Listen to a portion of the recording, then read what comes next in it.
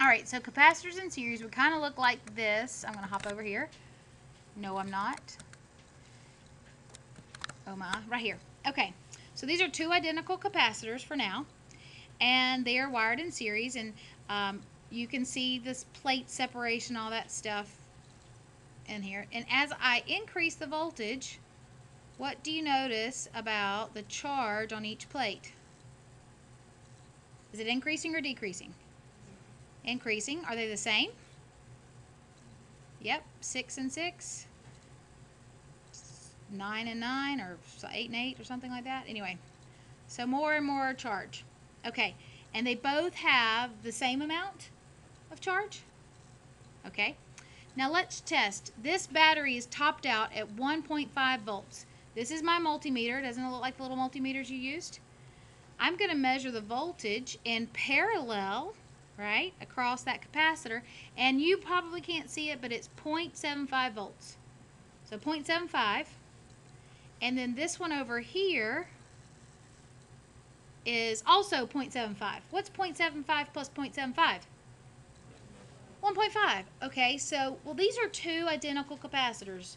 Let's see, what would it be if we changed our capacitor? So I'm going to bring my voltage back down to 0, and then I'm going to increase this capacitance. By pulling it together, remember, we can increase the capacitance. Now I'm going to crank up the voltage. What do you notice about the charge on each plate? They're increasing again, and equal. Right, Otten?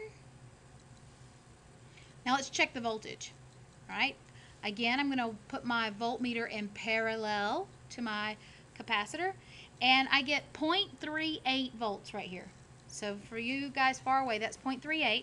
Now I'm going to move it over here and test it, and it's 1.12. What's 1.12 plus 0.38? 1.5. Oh, so even though they're different capacitors, their voltage still adds up to be the voltage of the battery. But what do you notice about the charge on each one?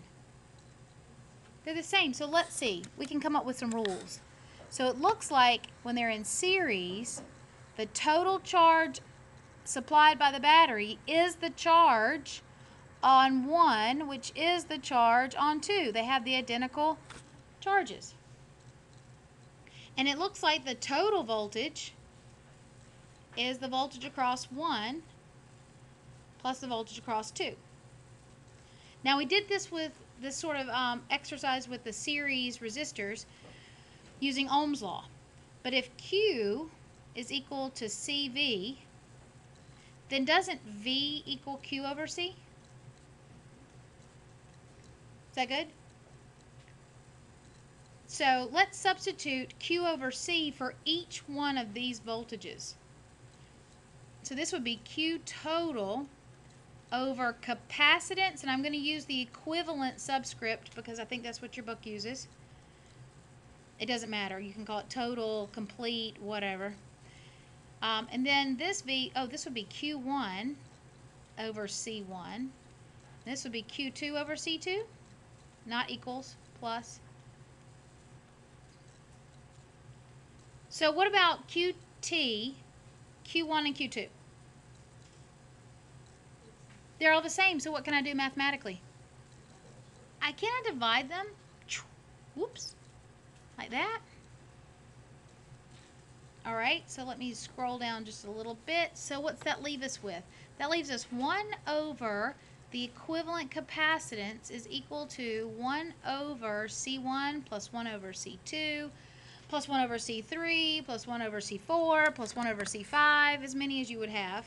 What does that look like?